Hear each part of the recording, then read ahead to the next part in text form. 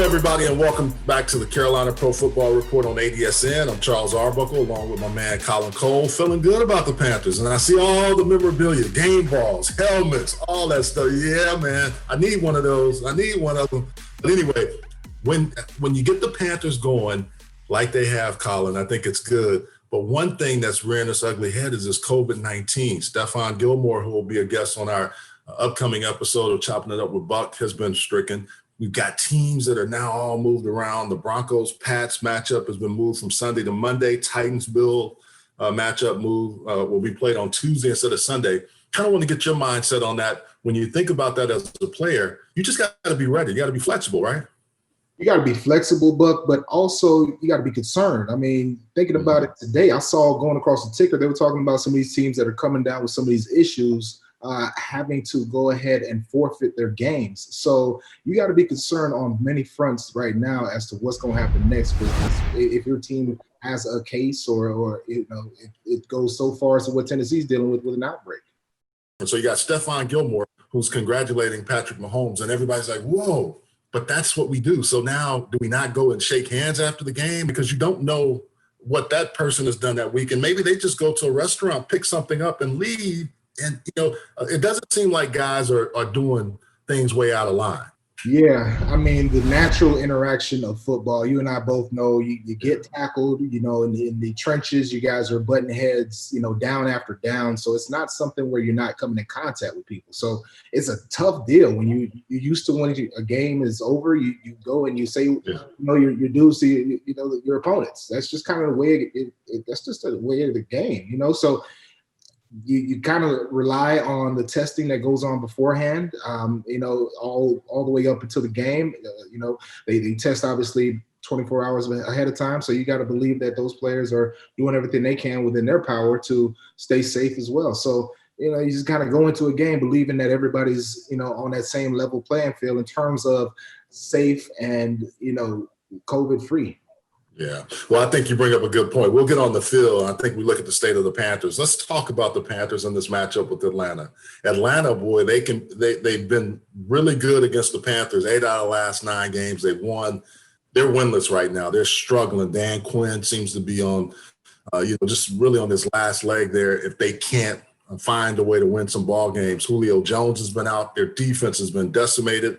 But I think the big thing with this team is, with no McCaffrey, talking about the Panthers, they've been able to run the football effectively and find weapons. What are your thoughts about that against a depleted Atlanta defense? Well, speaking of Atlanta, first and foremost, yeah, they're definitely losing and missing out on some key players currently. Julio Jones, one of the main guys that you mentioned. They are kind of trying to find themselves right now. And like you said, Dan Quinn, a great coach in and of himself, is struggling right now. They're a good team that had an opportunity to win some of those games that they did lose, but they fell short. So speaking of the team that we have here with the Panthers, it just really it's exciting to see, obviously winning and pulling 2 games together, stringing 2 wins together. That's a great sign.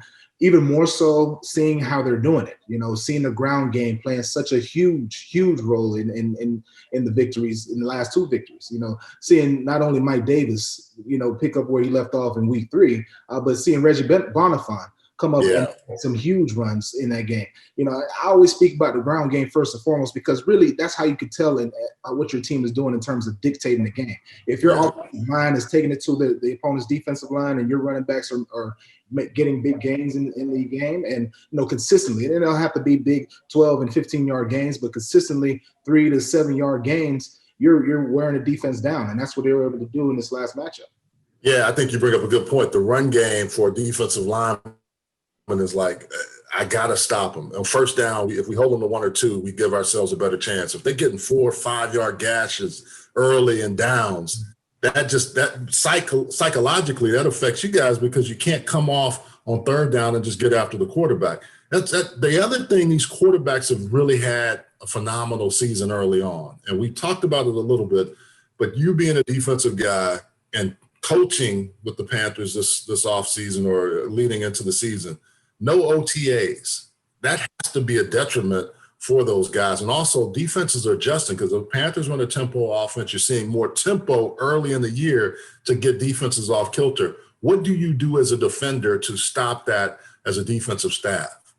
I think as a defensive staff, what you do is you take away some things out of your defense, out of your base defense when it comes to dealing with those teams that want to run tempo. You make a lot more things base, and you do a lot more to kind of get those guys ready at the line of scrimmage so they're not scrambling, waiting for a call. Typically, that's when your defenses break down, is when they're, not knowing what they're doing, when everybody's not on the same page. That's when defenses typically break down. So getting those guys basic calls and getting those guys into stuff where they're not having to think and not having to worry and not having to adjust to too much, that's where you really want to get to. And so if that's the situation and they have to deal with that, then that's obviously the direction that they have to make those adjustments.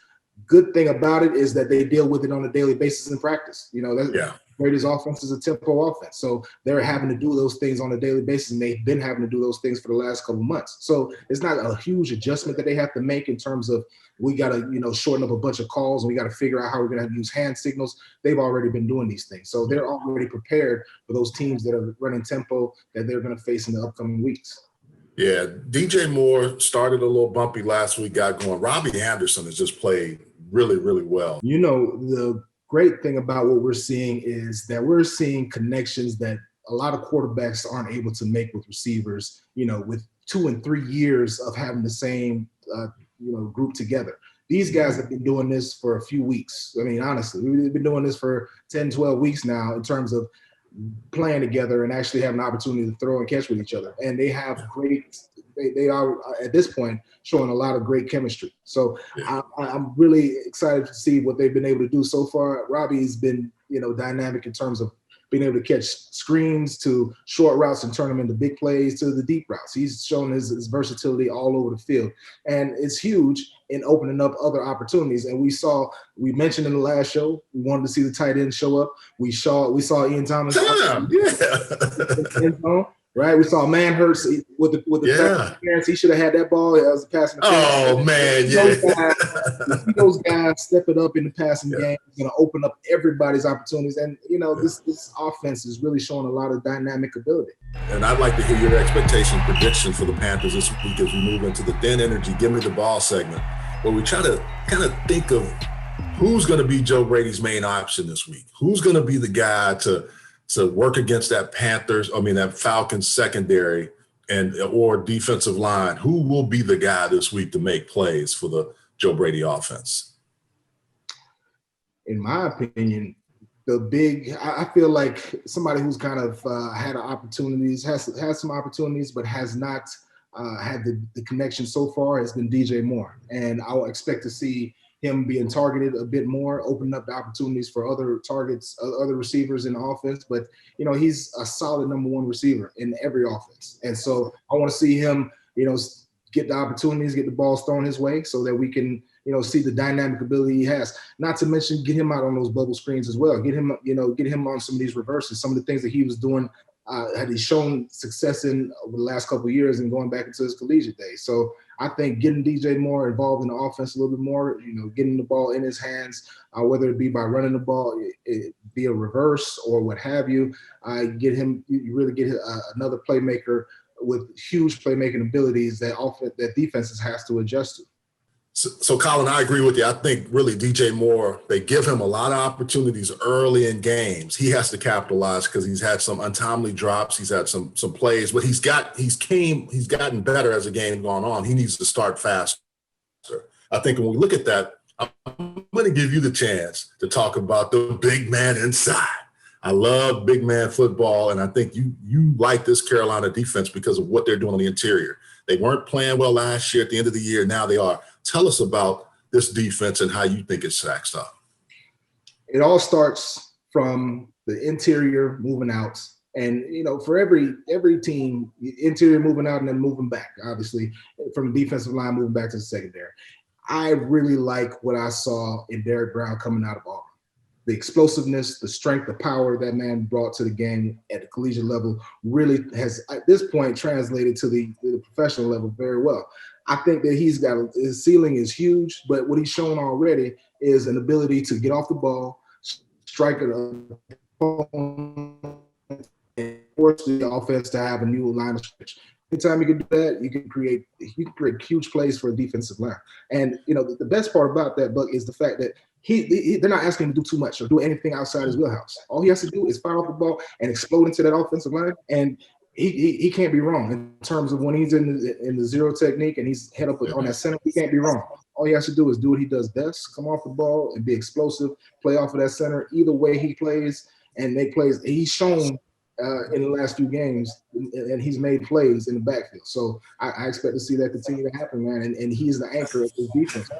You bring up a great point. I always hear people talk about motor. Guy doesn't have a motor. And I don't think people realize when you're getting double and triple teamed and when you start to become a threat, what do you have to do to keep that motor going, like we've seen Derrick Brown early in his career, keep it moving? Because some guys will have to take plays off on the inside. But if you got a high motor guy like he already seems to be, what is it? Is it mindset? Is it heart? What is it about getting a guy with a motor like that? I think for a guy like Derrick, he comes to the game with the right type of mindset. He understands this is a job, and he wants to do the best he can to be the best player he possibly can and play this game as long as he possibly can. I have an opportunity to speak with him directly. I know that he has a huge understanding as to what this opportunity is for him, and it's a short window. And he plans on taking full advantage of being the best player he can. And I've seen the growth. He came in as a very raw rookie, and some of those rookies come in, especially on the line. A lot of times they're overly high on the line in terms of guys getting up under them, able to move them, whether it be offense or defense. Guys being able to move them whichever way they want to. He had some of those things starting out in training camp. And he slowly but surely, he started to mature and started to get better and started to understand pad level, understand hand placement, understand all the key fundamentals that you did in college. They translate into the pro game, but it happens a lot faster, especially on the inside. Everything happens a lot faster. So he's done a great job of transitioning and becoming a pro. And I expect for him to continue to grow, and the cast around him continues to make him better. K'Wan Short with his presence back inside, it really makes it hard for them to be able to key and double team him a lot. They obviously have to account for K'Wan. They got to account for Brian Burns, Weatherly, all these different guys. Effie coming inside and playing some 3 technique. All these different guys are rotational guys are obviously giving him opportunity to flourish and not have to deal with double teams as much as a 1 technique typically would. Yeah. Well, let's take a listen to what Derrick Brown had to say this week. He's talking about motivation, but a whole lot of other things, and I think it works perfectly in line with what you're saying. I'm not gonna lie, I really don't listen to anything from the outside. I got my motivation. I got 2 kids. I gotta make sure to take care of for the rest of their life. So it's every day I come to work, I gotta work. And if dad don't play good, it won't be around for long. So that's the motivation I need. It's just, being able to trust the guys you're next to. We still haven't been together that long as a full unit. So, just every single day building that bond amongst one another and being able to trust the guy next to you. I mean, that's what it comes down to. We set a standard, and we had to realize what the standard was, and we got to be able to live up to it every time we're ready to go out. Every time we're going to go out on the field, and that was the biggest thing for us, is just being able to break down everything, but also just being able to play. Just man, go play. I mean, that's what Coach Will says all the time. Go play. If you make a mistake, you make a mistake. What's next? So, Colin, I think it's obvious, Derrick Brown, you've had a lot of time to spend around the young man. Tell us a little bit more about what you think about not only him, but this defense for the Panthers. Well, again, Buck, I think the fact that you have a good group of guys, you got some core veterans that have come in from various organizations, as well as good group of guys that have been here. You got to start, obviously, with Shaq Thompson, who is the resident linebacker on that defense. He's in on every single snap. You bring a guy like Jeremy Chin, who also is in there on every single snap, plays linebacker, plays some safety in some packages. These guys are core guys that are, this defense is revolved around. You add to those guys, some of the other guys on the outside, especially Dante Jackson, who is, doing an amazing job that I've seen over the last 4 weeks, doing an amazing job at the cornerback position. Well, you bring up, and I want to just one thing too is I think we got to start giving Phil Snow some credit, because he was getting much maligned early on, and you were coaching with this organization. I think Phil has done a really nice job of letting his guys play. He's always been like that. I've known him a number of years.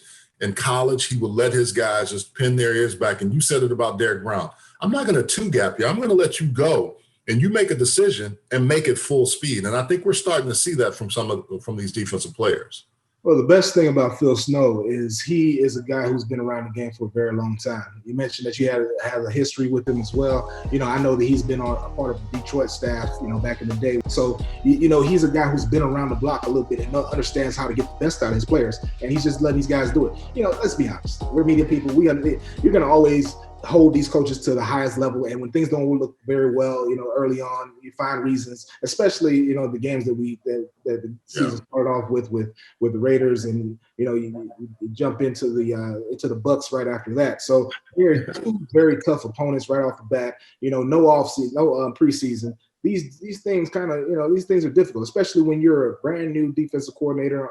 Adjusting to the pro game, you obviously there are different nuances that you don't have an opportunity to rehearse that you typically have in preseason. So, I expect for this defense to continue to grow. Phil Snow has shown that he has the ability to obviously call games. He has not handcuffed his team. He has not put them in positions where they'll get deep. The last two games have shown very well in terms of getting after the quarterback, which was a concern in the first couple of games.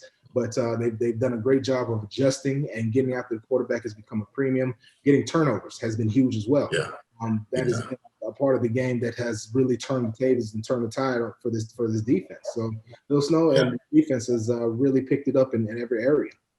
Well, I'll say this, Colin. I think the big thing is the Carolina Panthers defense could be the reason, because Matt Ryan, we know they can score, but if they are able to slow Matt Ryan down, Dan Quinn could be the next guy that loses his job, unfortunately, because of you can't have the catastrophic failures that you've had. Even if you've got a winning record, this Arthur Blank had probably expected them not to be 0-4, maybe 0-5 after this week. Look at the injury report. We know they're dealing with Christian McCaffrey.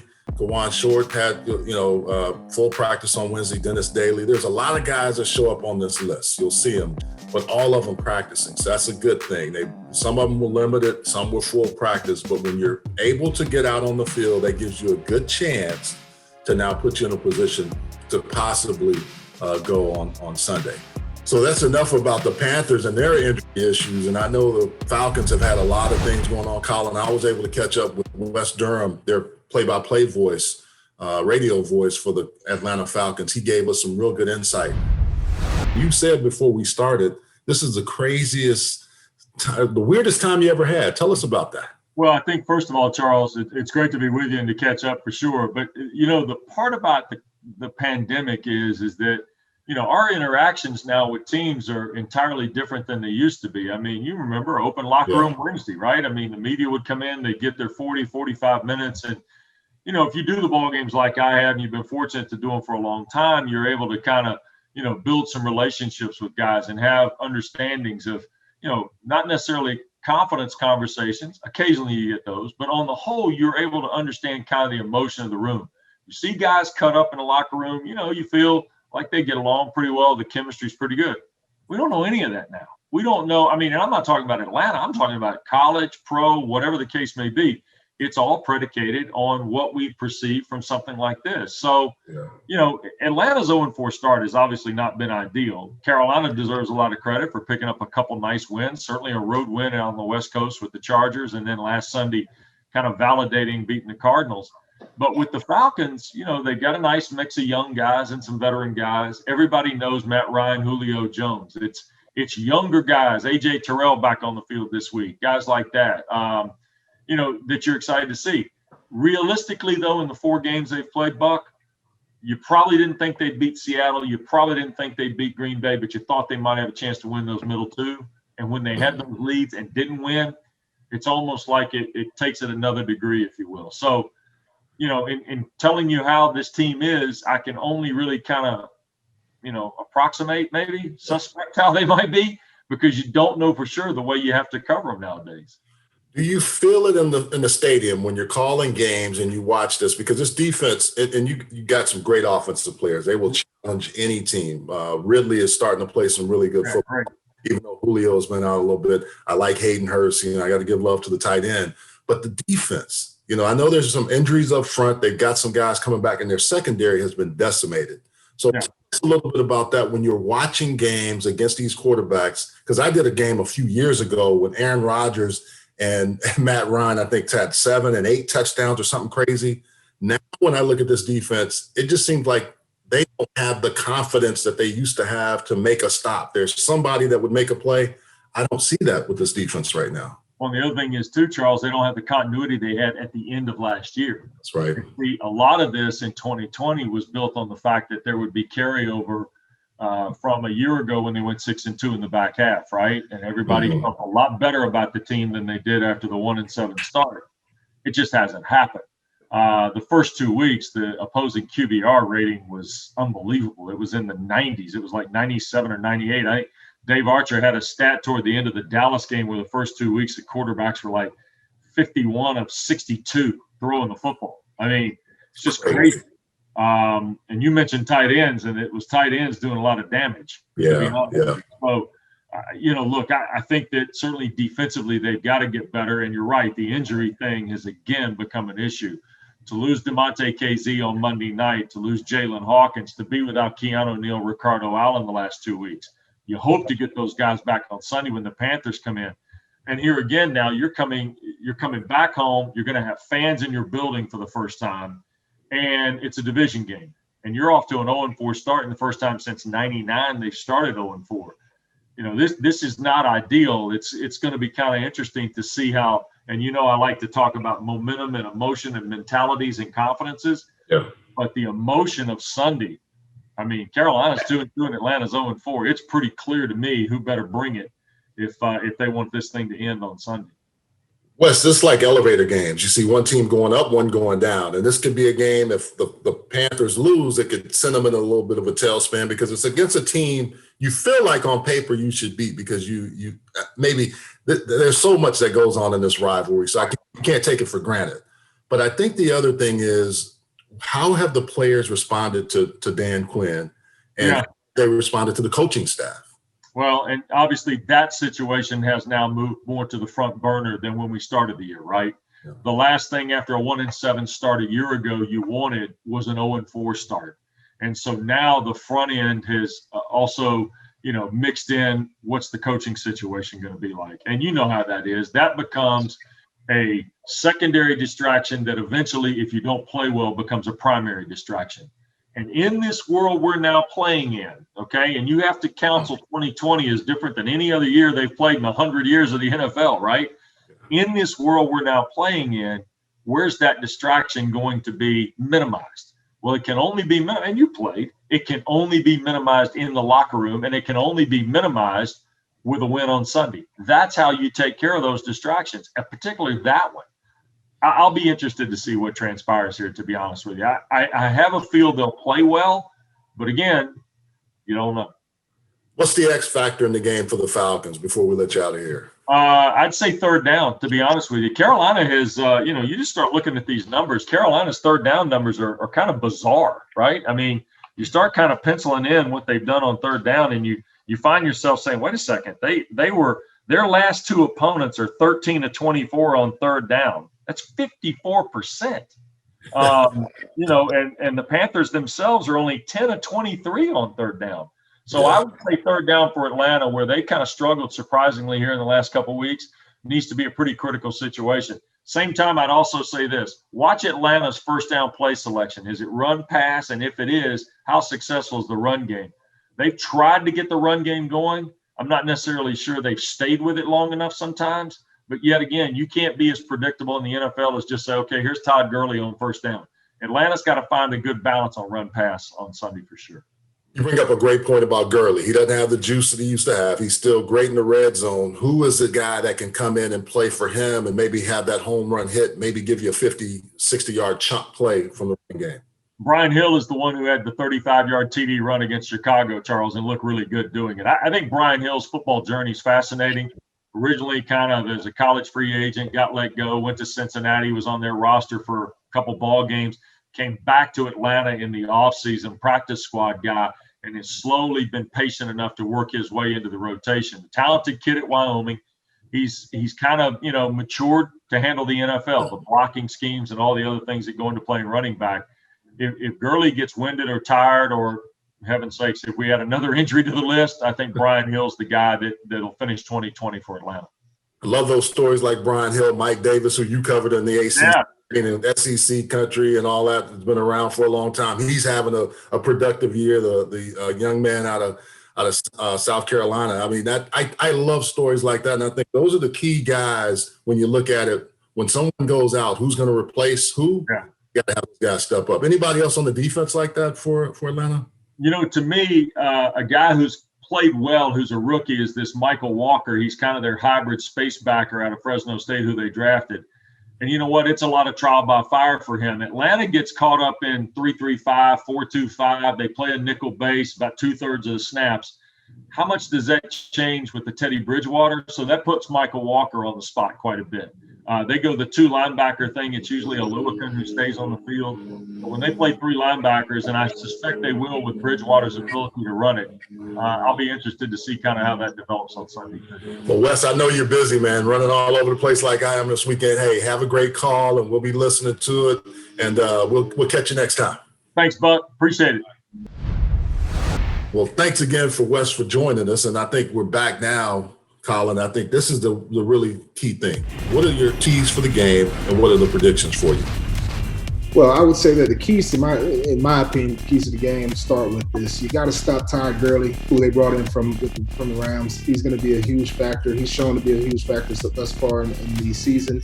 And you got to obviously pressure Matt Ryan. Matt Ryan has shown that he folds under pressure. He's done so all his career. You have to be able to get to him. You got to be able to hit him. You don't have to sack him every time, but we got to have a lot more of the pressure that we've had over the last couple of weeks. Getting after Matt Ryan is going to be key and crucial to making this game a lot shorter and a lot more uncomfortable for the Falcons. My third key to the game is going to be Atlanta's secondary. The fact that they've had a number of their guys out for the last couple of weeks has been huge. You know, they've given up a lot of pass yards with those guys out. They've obviously had some backups in there. So with them having those guys back on this upcoming week is going to be a huge factor in Atlanta doing a lot more of the pressure package that they want to do and feeling a lot more comfortable with a lot of the things that they like doing. I think Deion Jones has to have a good game for them, but I think he's just one man. Their defense has really been much maligned this year. So who are you taking in this one? What you got? What's I'm gonna have to go ahead and go with the good guys on this one. I'm going and my score is going to be about 32-15. Okay, I'm gonna go a little higher. I think they have to score points. They're gonna give up some points. I'm gonna take the Panthers with 37 and the Falcons with 28. I think it's going to be somewhat of a high-scoring game or a game that could get out of hand, but I think the Panthers' defense settles down and gets it going. So, hey, again, thanks for tuning in this week to Carolina's Pro Football Report on ADSN. Be sure to follow all social media channels and visit the website at adsn1.com for sports content around the Carolinas. And you can check out my show, Chopping It Up with Buck. We have weekly segments. We are always doing work on that and having a good time. So for myself, Colin Cole, we thank you for joining us again, and we'll bring it right back to you next week on the Carolina Pro Football Report on ADSN.